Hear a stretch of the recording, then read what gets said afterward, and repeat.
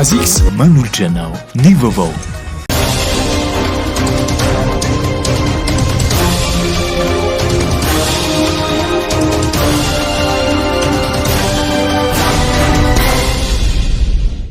Falmerabanao ny tokantrano indray amin'ity hariva ity tonga ity ny fotoana fampalalam-bavao manasanao anaraka izany hatramin'ny farany.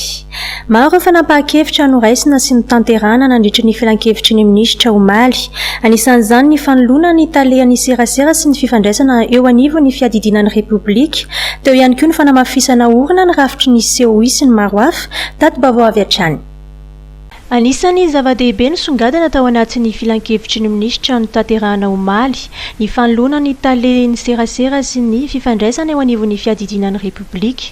Tsy voatazana intsony amin'ny toeran'io Irina Rakotomanga, Soatina Rajoelsoa izay mpanao gazety teo aloha ary efa nitazona andraikitra maro mikasika ny serasera teo anivona ministera samihafa no andipitoerana ny Irina Rakotomanga ary andraikitra ny serasera sy ny fifandraisana eo anivon'ny fiadidinan'ny repoblika.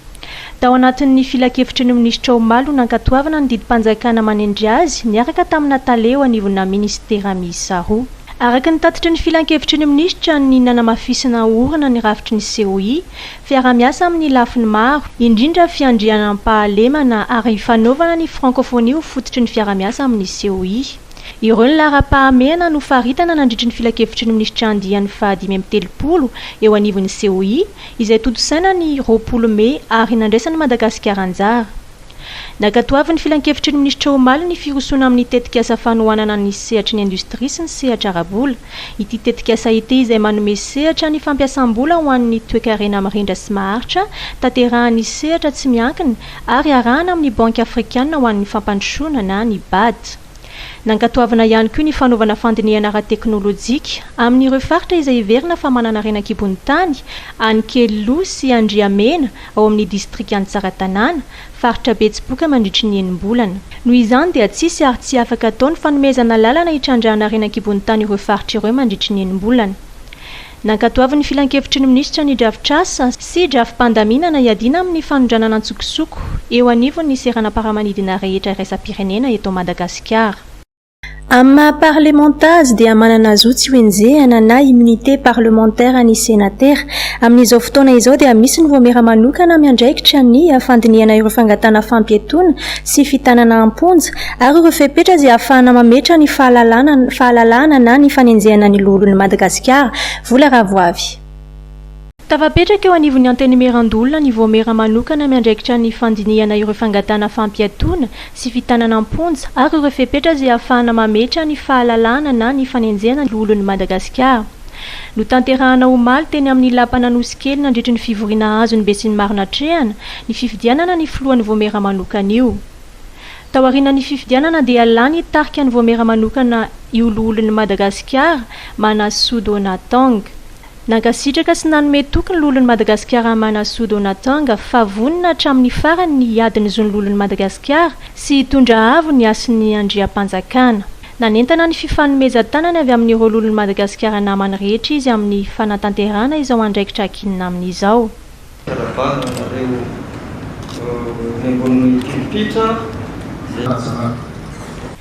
Mpikambana tompo toerana manampy ny filohan'ny voamera manokana ny lolon'ny Madagasikara, Ramana Ambitana Richard Barjean, Raharnirina Sidonie, Djemanzari Jean-André, Eongombelo Jean-Marcel. Mpitantana mpisolotena kosa ny lolon'ny Madagasikara Seramila Avizaramino, Tsiebomalio Richard Victor, Randria Manantena Soland Molatina, Rakotondrainy be Andrianantenaina Michel, Alidi Binsoufou. Olona miisa 4 indray no namoniny eny omaly vokatry ny valanaretina COVID-19 raha nitatitra avy amin'ny ministera ny fahasalamam-bahoaka 70 ireo tranga vaovao ary 70 ireo sitrana soamatsara, 70 ireo ahitana tranga fahasarotana ary avy hatrany indray ary nitatitry ny ministera ny fahasalamam-bahoaka manoloana ny fivoarana ny valanaretina COVID-19 eto Madagasikara. Tranga vaovao 70, 70 ny sitrana, 4 ireo namony ainy. 7 ny fitambarana ireo fitiliana tao. 70 ireo tranga manana fahasarotana na ny forme grave. Faritra Analamanga 5 ny tranga vaovao. 13 ireo sitrana, 2 ny namony ainy. faritra loatra mangoro 4 tranga vaovao 9 sitrana, faritra Matsiatra ambony 4 tranga vaovao 2 sitrana, faritra Boeny 4 tranga vaovao 1 sitrana, faritra Vakina Karatra 2 sitrana, faritra Tsimondrefana 4 sitrana, faritra Vadivavafito Vinany 1 tranga vaovao, faritra Menabe 1 tranga vaovao 3 sitrana 2 Namoniaina, faritra Morony Mani 3 sitrana, faritra Bongolava 1 tranga vaovao, faritra Nosy 1 sitrana, faritra Jorombe 3 tranga vaovao 1 sitrana, faritra Melaky 1 tranga vaovao, faritra Tsimotsinanana 1 sitrana, faritra Sofia 1 tranga vaovao. Ho an'ny faritra Analamanga manokana, distrikt Ambohidratrimo 9 tranga vaovao, Antananarivo Atsimondrano 4 tranga vaovao, Antananarivo Avaradrano 9 tranga vaovao, Antananarivo Renivohitra 7 tranga vaovao, mitotaly 520 ho an'ny faritra Analamanga. Mitondra ny heviny mpiasika ny fanaovam-bakisiny ireo mpiasa ny eo anivon'ny sendika ny mpiasa eto Madagasikara na ny CTM, saripady ny fanaovam-bakisiny ka tokony mila ny fandavatena ny tsirairay fa nampanazavana avy hatrany. Tsisy olona afaka manery ny olona anankiray hanao vaksiny amin'ny ankapobeny. Amin'ny ankapobeny. Fa kanefa raha misy ny fiankinan'ilay asa ataony ka mitaky ny fahafahana tsy maintsy hanaovana vaksiny dia entanina zany le tompony fahefana anatin'izay mba ametraka mazava ny antoka iantohan'le olona ny safidiny mba tsy hiteraka nenina ho azy satria mantsy misy atoatsy aorian'izao fanaovana vaksiny maneran-tany zao mety hisy ny fahafahana miditra amin'ny toerana anankiray ny fananana karta na havitana vaksiny ka izay no mety hahatonga ny mpampiasa hoe amikolaka hoe hanery ny mpiasany nefa raha ny fahafantarantsika dia malalaka ny safidy fahafahana manao vaksiny ary hatramin'izao aza na amin'ireo solon-tena vahiny miasa eto amintsika misy zay fahafahana nanao vaksiny zay kanefa mbola misy ny olona manana sakana ka izay zany ilana fifampiresahana, fifampidinihana ary fifampitsinjovana mba hahafahana miantoka ny fahasalaman'ny daolobe anatin'le sehatra satria ny fahalalahan'ny tsirairay dia nanzo fototra nanany tsirairay mety misy ihany ny fahefampanjakana afaka miditra misakana ny fahafahana fampiarana an'izay raha ohatra ka mety anohintohina ny zony daolobe ilay fahalalahanao isafidy anao zavatra anankiray na tsy anao zavatra anankiray. Manoloana ny fanambarana izay nataon'ny filoham-pirenena dia vonina ny amerina ny mpino amin'ny fiangonana sy anaraka ireo fepetra ara-pahasalamana ny eo anivon'ny fiangonana Anglikana eto Antananarivo raha ny fanambarana izay nataon'ny tompon'andraikitry ny fiangonana andeha rahantsika ny fanazavana eo amin'ny sariny Vola Ravoavy. Afaka misokatra avokoa ny fiangonana araka ny fanambarana nataon'ny filoham-pirenena ny alahady teo. Efa vonina amin'ny fisokafan'ny fiangonana izay ny fiangonana Anglikana Folotafo eto Antananarivo hoy ny tompon'andraikitra eo anivon'ny fiangonana Anglikana. Akoatra izay dia nanamafy ny tokony hanajana ny fepetra ara-pahasalamana ao anatin'ny trano fivavahana. Ho an'ny fiangonana Anglikana moa dia fifaliana indrindra ho an'ny fiangonana mihitsy ny fanapahan-kevitry ny fitondram-panjakana ny amin'ny azon'ny fiangonana misokatra indray. Marina fa eo ny mbola eo ny aretina mbola ao anatin'ny aretina sika kanefa na izany na tsy zany ny fitandremana sy ny fiarovana moa dia tena manao arak'izay azo atao mihitsy ny fiangonana ao anatin'izay ka misaotra ny fitondram-panjakana mihitsy ny amin'ny hoe nandray fanapahan-kevitra ny amin'ny fisokafan'ny fiangonana satria fa ny andrandra sy nanantenany zany hatramin'ny ela ny fiangonana tsy maintsy misy foana ny fepetra rehetra eo ny elanelana ray metatra ny vavaorona mandritra ny fotoam-pivavahana manontolo dia tsy maintsy anaovana foana zany eo am-piangonana dia eo ampidirana raha teo moa mazava loatra fa na ny tongotra na ny tanana dia eo ny fanasana tongotra sy ny gel atao amin'ny tanana raha teo ampidirana ary dia efa ampianarina sy ambara matetika averina matetika amin'ny mpiangona mihitsy ny hoe samy mitandrina tsara fa sady mitandrina ny tena no mitandrina ny hafa ihany koa. Efa vonina ny amin'izay daholo satria araka ny voalazako teo hoe efa nangetaheta sy naniry mafy zany moa ny fiangonana ary dia efa natao ny fanentanana rehetrarehetra misy moa ireo mpanompon'Andriamanitra ny presbytera mitondra ny paroasy zay efa tompon'andraikitra ny amin'izay fikarakarana sy fandaminana rehetrarehetra ny amin'ny mahafahan'ny fiangonana misokatra dia nanomana ny amin'ny fitandremana rehetra amin'ny ara-pahasalamana. Ny afatra dia mampahery antsika kristianina rehetra ary indrindrandrindra etaetantsika tokoa ny hoe isokafan'ny fiangonana, mampahery antsika efa misokatra indray ny fiangonana zao fa dia samy mifantoka tanteraka mametraka ny fiainana eo am-pelatan'Andriamanitra manoloana zao zava-misy eto amin'ny firenena izao, ary eo moa ny adidy zay tokony atao mahafiangonana ny fiangonana dia entanina manokana sika rehetra mba samy hiezaka arak'izay zao atao mafanatanterahana ny adidy masina. Ho an'ny fiangonana Santa Laurent Ambohimanoro manokana dia misy fidirana indroa ny fiangonana isaky ny alahady manomboka amin'ny 9 ora sasany ary amin'ny 7 ora sasany. Manan-karena zava-maniry entina mitsabo i Madagasikara ary saika ny faritra rehetra eto amin'ny nosy no ahitana ireo zava-maniry ireo. Isan'ny tombony ho an'i Madagasikara ny fananana izany, indrindra fa amin'izao fiantrehana ny valanaretina Covid-19 izao. Andeha arahantsika ny fanadihadiana eo amin'ny sarin'i Jemmy Maradaniel sy Mamra Samuely. Isan'ny nanampy be an'i Madagasikara tamin'ny fiatrehana ny aretina mpahazo hatramin'izay toy ny gripa sy ireo maro hafa ary nentina ny atrehana ny Covid-19 nanomboka ny atombohan'ny taona 2020 ihany koa ny fananan'i Madagasikara ireo karazana zava-maniry afaka entina mitsabo na ireo plante médicinale. Ho an'ny Mira dia ireo zava-maniry hananantsika ireo no entin'izy ireo mikaroka vahaolana ahafahana misoroka sy mitsabo ny Covid-19. Ny ataonay ato amin'ny Mira zany dia hoe menay soa be dia be ny olona resatra hoe tsy mety aminay CVO aloha zay ihinana ata, tsy mety aminay ny ata CVO aloha zay aka huile essentielle. Izao fotoa zao zany ny gamme produit anti-Covid dia misy ato amin'ny Mira. Araka izany dia tsy misy produit chimique ny vokatra avoakan'ny Mira. Tsy mifanindry amin'ny vokatra hafa io fa mifanampy aminazy. Eo le ata, eo le CVO tonga koa tia niditra. Mbola mitoetrany ihany koa ny famokarana ny CVO sy ny CVO plus entina iadiana izany coronavirus izany. 3X, de l'énergie en canette, au goût très frais, pour booster tous les grands moments de ta journée. 3 fois plus d'énergie pour ne plus t'arrêter. 3X, triple ta force.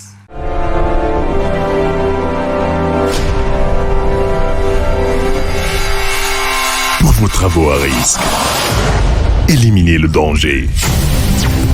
Équipez-vous de la tête aux pieds avec la gamme de protection individuelle Secure Plus. Respectant les normes de sécurité de la personne et adaptée aux besoins du quotidien. Disponible chez Batimax. Batimax, la qualité au meilleur prix. Voasambotra ny vehivavy iray mpitantana orinasa iray any Toamasina izay nivady-pitokisana tamina olona nanafatra entana tao amin'ity orinasa ity. Voaverina tamin'ny tompony ireo omby misy 50 tao amin'ny tanànan'ny Berano distrikt'ny Morafenimbe nandritry ny fifandonana ireo miaramilan'ny BO Morafenimbe tamin'ireo dahalo. Andeha arahantsika ao anatin'ny vaovao tapatapany ny andinindiny momba izay.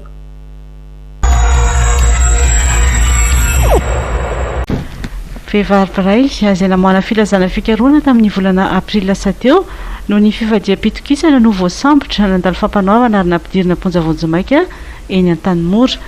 Mpitantana orinasa tany Tomasina izy ary olona nanafatitana tamin'ity orinasa ity no nivadian'ny fitokisana ka dia nataony tamin'ny anarany avokoa ireo entan'ilay olona ary tsy tintsony izy nanomboka teo. Agnivaovao nataon'ny polisy avy amin'ny olon-tsotra no nahafahana ny sambotra azy.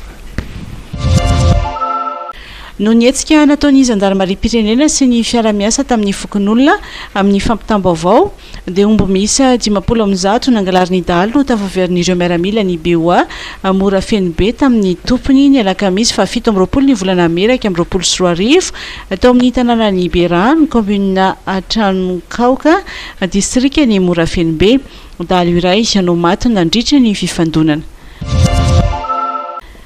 Ny trangana lozam-pifamoivoizana Matsiravina teny Antanifotsy amin'ny lalam-pirenena fahavitoiny pastorana FLM iray no maty vao hitsaka ny camion teo amin'ny PK 115 ampitantsarety avokotany manatevy vohitra commune Somanandrarany teo amin'ny lalana misy fiolana no niseho ny loza araka nambaran'ireo nanatry maso dia ny anjera ary ny tsoraka tany amban'ny camion ny moto noentiny ilay pastory voahitsaka ny kodiarana ao aorianan'ilay camion moa izy tamin'izany. Mpangalatra ny Kasamakitrano dia tsy Tanjombato akaty lalapotsy ao omaly tokony tamin'ny 3 ora maraina notrateka ny fokon'olona mandra-piandry ny mpitandro filaminana dia fananaparany fokon'olona ny atezerany ity mpangalatra ity nisy ny namany araka tamino saingy tafatsoka ireo ka izy ihany no tratra efa mandeha ny fanadindiana sy ny fikarohana ireo namany. Tandindomindoza ny orinasa Sofitrans amin'izao fotoana izao ka manao antsoavy amin'ny tokony sin'ny fifampidiniana ireo mpiasa ao aminy sy ny avy eo amin'ny syndicat ny mpiasa eto Madagasikara na ny CTM amin'ny tokony ametrahana dinika ara-sosialy. Andeha arahantsika Jemmy Maradaniel sy Mamra Samuel. Sehatra iray isan'ny mitondra faisana hatramin'ny sy ny valan'aretina COVID-19 ny tontolon'ny fizahantany. Ity sehatra ity izay kinandreo sehatra samy maro hafa eto amin'ny firenena. Voakasika izany ny orinasa Sofitrans izay misedra olana amin'izao.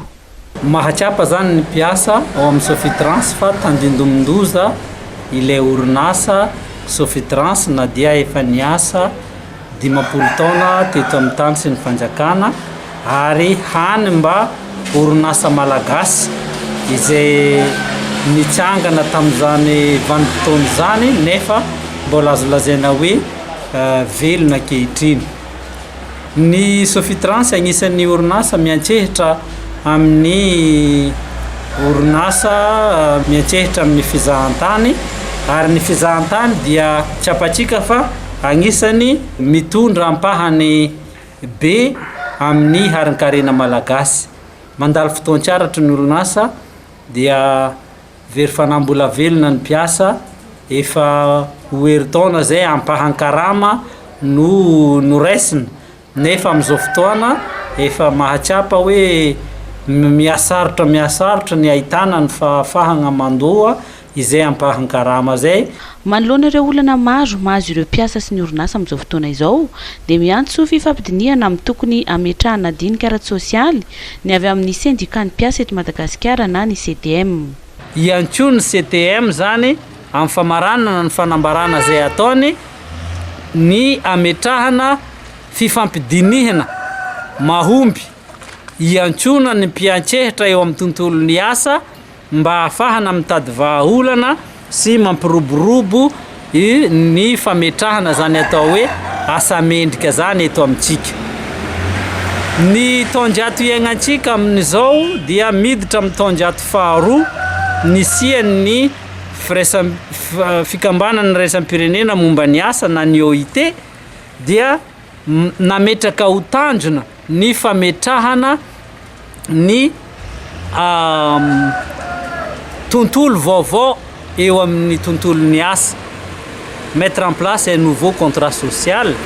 Nanamafy moa ny syndicat ny mpiasa eto Madagasikara fa tsy karitra tato ato fa miha-mitotongana ny fari-piainan'ny mpiasa malagasy. Mitoy ny fiaraha-miasa raha miaramila ny Madagasikara sy ny any ivelany. Ahitana taratra izany ny fionan'ny ministry ny fiarovam-pirenena ny Général Rakotonirina Richard tamin'ireo attaché de défense eo anivon'ny Masy voan'ny Chine androany. Andeha arahantsika ny tady-baovao miaraka amin'ny Vola Ravoavy. Tany mahaloate ny Madagasikara ary misokatra amin'ny vazatany efatra ny fiaraha-miasa ny ara-miaramila, hoy ny Généraly Rakotonirina Richard, ministry ny fiarovam-pirenena, tao aoriana ny fionana niaraka tamin'ny attaché de défense eo anivon'ny Masy voan'ny Chine androany teny Andohalo.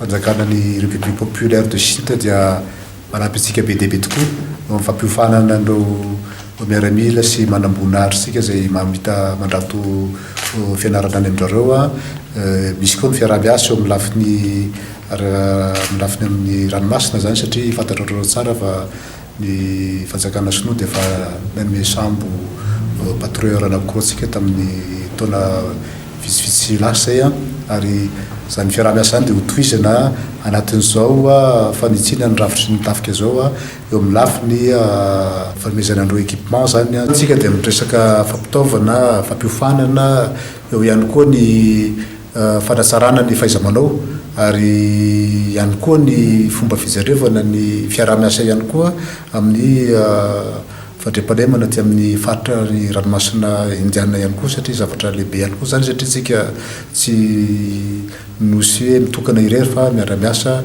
ary miara-monina amin'izao tontolo zao afaka miara-miasa amin'izay firenena namana zay te aniry miara-miasa amin'izy ireo isika tsy miara-miasa amina tany tokana akory na voafaritra tsy maintsy ho zay fa tsika dia misokatra amin'ny fazatany efitra satria zay no mahatany maleo tenatsika ary izany indrindra no ahafahantsika ny tokony hijerevantsika ny lalatsaina anankiray amin'ny fivoaran'ny fiara-miasa amin'ny lafin'ny fiarovana amin'ireo tany zay matetika dia tsy dia fantatsika loatra ohatra ny firenena indiana ohatra zay tokekisika zay afaka mifanampy amintsika tokoa nefa indraindray somary adinontsika fa ato amin'ny ranomasobe indianitsika ary raha ny sisany raha ohatra ka reo firenena zay anatin'izany ranomasobe indiana zany no miara-miasa amintsika dia ahafahantsika ihany koa mampiena ny tsy fandriam-pahalemana eny anivon'ny ranomasina zay manodidina atsika ny alohany nandraisana ny attaché de défense ho anivon'ny mahasovoan'ny Chine eto Madagascar dia niona tamin'ny ministry ny fiarovam-pirenena ihany koa androany ny mahasovoan'ny Grande-Bretagne ary ny mahasovoan'ny États-Unis miasa sy monina eto amintsika. Fantatra ankehitriny ilay mpitarika dahalo nanafika tao Benolika ny volana May lasa teo ary efa karohina amin'izao fotoana izao raha nambarany ministera ny fiarovam-pirenena ny Général Rakotonerina Richard ary mbola mitoy ihany koa ny fampandritany eo Midongy Atsimo andeha arahantsika ny fanazavana. Ny tariky beba no nampiorohoro nandoro ny tanànany Benolika ny volana May lasa teo ary mandeha ny fikarohana ity mpitarika dahalo ity amin'izao fotoana izao ny ministry ny fiarovam-pirenena ny Général Rakotonerina Richard. Nambarany ihany koa fa mitoy ny fampandrian-tany tanterahany miaramila ao Midongy Atsimo.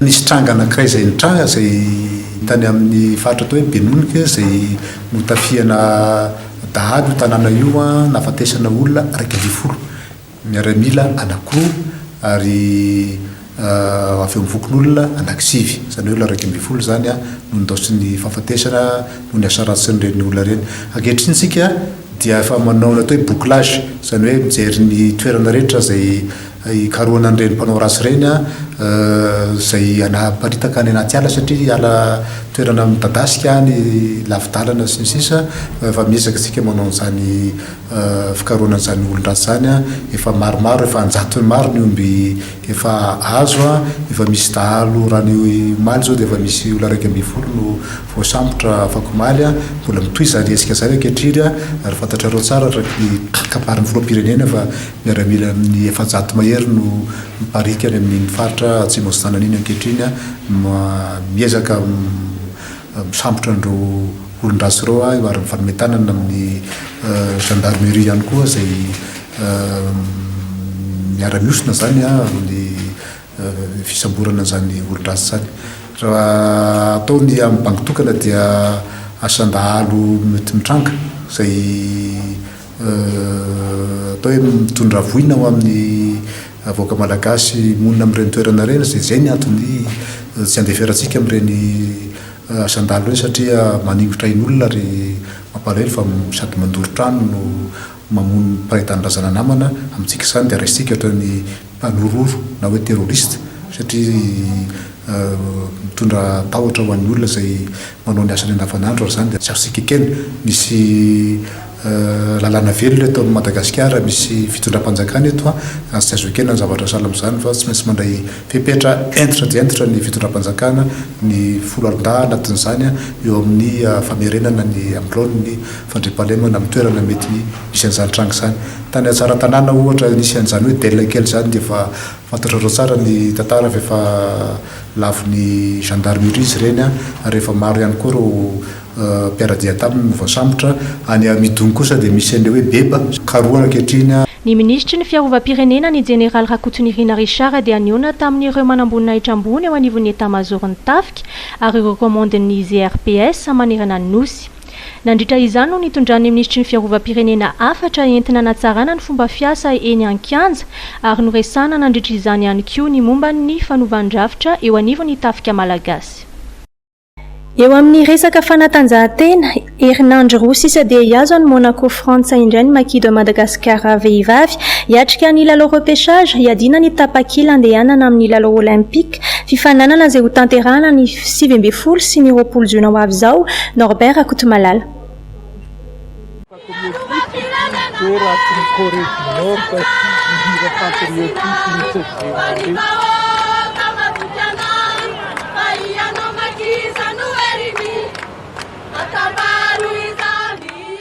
Efa ao anatin'ny fanomanantena tanteraka ny makidy Madagasikara amin'izao fotoana izao. Hatreto dia vonina tanteraka ny mpilalao hoy ny mpanazatra ary mieritreritra ny iotra ny zava-bita tamin'ny taona 2024. Ny fanarenana ireo lesoka hita tany Tunisia ny tena hifotoana ny fanazara-tena hoy coach Eric.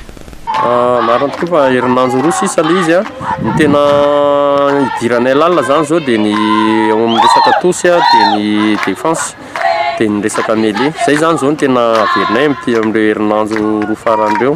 Misy problème zay teo amin'ny resaka coup d'envoi koa dia mamerina an'izay koa zay amin'ny réception coup d'envoi dia ny fizika moa iny efa irahantsika malala ny latsaka kely tany dia mampiakatra fizika ihany zay amin'izay amin'izao fotoana izao. Marine BACTA za moa matandraka hoe olona fananao coupe du monde daholo ny akabiazany nanao circuit mondial dia ny frantsay irahantsika malala 4e izy amin'ny classement zany amin'ny eo amin'ny RB 4e izy dia izay zany tsy azo anao amavanina ohatr'izay ihany koa ny colombiana sy ny Hong Kong efa manao circuit daholo reo itsika rery mbola tsy nanjay anjarany resaka circuit mondial zany fa fandohany amin'izao ny repêchage ataontsika efa hitahita ihany zany ny fomba filalohan'ireo. Ny Hong Kong zany mitovitovy vatana amintsika fa ny colombiana sy ny frantsay dia manatombo amin'ny resaka vatana. Ny teknika koa zareo manatombo fa esahana zany ny fehezana an'izay zavatra zay ao amezana ny ankizy an'ilay izy. Ny heritrika ny maki zany amin'ity efa voalazako teo fanolohan'izay no manao an'ity repêchage ity amin'ity ngamba tsy hitovy kosa ny tamin'ny 2016 ny zavatra ataon'ny ekipa pirenena amin'ity tamin'ny 2016 tsika voalohany nanao an'io mba efa hitahita ihany zany ny zavatra hoentina ao anatin'ilay izy na dia mafy ara zany ny adversaire hiezaka ny maki amin'ity zany ny andavan'ireo ekipa anankitelo reo. Vonina tanteraka ihany koa ireo mpilalao izay efa ao anatin'ny tanjany tanteraka amin'izao fotoana izao. Tena efa ato anaty fanomanana tena tanteraka ny ankizy efa vonina fa vonina tsara daholo vonina hiatrika an'io zany izay rehetrarehetra ankizy rehetra. Zavatra tena ataonay zao zany tena fizika ny tena zavatra be da be ataonay tsy zavatra ankoatra ny fizika sak endurance de musculation endurance de musculation. Fanantenana aloha tsy maintsy hoe mandresy tsy maintsy hoe zay foana aloha ny atao rehefa voalohany tsy maintsy mandresy fa any mahita ransy. Frantsa sy Colombie ary Hong Kong no miray vondrona amin'ny makidy Madagasikara mandritra ny fanitsanana isam-bondrona. Ho fanamafisana ny tanjaka dia nozaraina fanafody manome hery fanampin-tsakafo ny maki izay manaraka ny toromarika ny mpitsabo.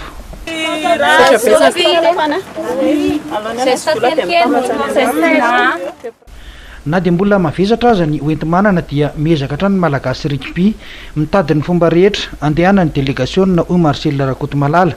Misy ny ampahany fanampiana avy amin'ny ordre rugby kanefa noho ny fisondrotan'ny tapakilan'ny fiaramanidina izay manodidina ny 440 euro ny olona iray dia niteraka fahasairanana ho an'ny fédération izany.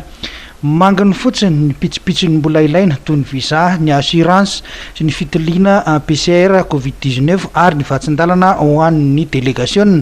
Arak'izany dia manao antsoavo amin'ny filoham-pirenena sy ireo malala-tanana malagasy rugby anohana azy ireo. Ny rugby ihany hatreto no lalao iraisana miady izany tapakila andehanana ny amin'ny lalao olimpika izany.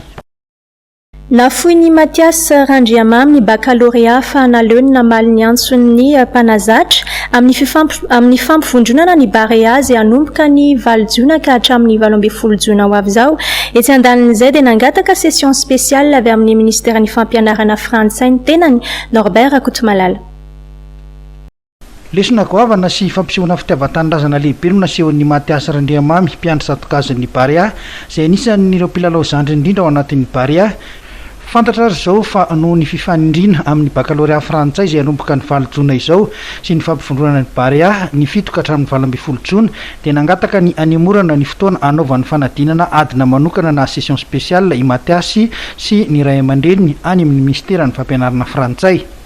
araka ny fangatahany dia amin'ny volana septambra izy no hiatrika ny fanadinana bakalorea hatramin'ny antsona any Matias Barea dia fihetsika fitiava-tanindrazana trano no nasehony tsy ivona tokoa mantsy fa efa nandahy ny fiantsoana azy ho ekipa-pirenena frantsay sokasy-drandrina izy ary nilaza ny safidiny ilalao ao amin'ny ekipa-pirenena malagasy na mbola tsy tonga eo amin'ny andraikitra mahatompo toerana aza ity zandry kely ity dia efa hita ho manangasanga ny famiratany atsoatsy na ao amin'ny ekipan'ny PSG na ao amin'ny Barea ny Madagasikara no ny fananana toe-tsaina vonina hiezaka sy anaraka fandaminana sy fepetra. Mifarana hatreto indray ny fampalalam-baovaontsika amin'ity hariva ity isaorana ianao nanaraka izany hatramin'ny farany misaotra ihany koa ny Charmel Beauté Tsepasapito nanatotosan'ny taovolo sy ny tarehy dia mametraka ny veloma mandra-piona indray. 3X nanolotra ianao teo ny vaovao.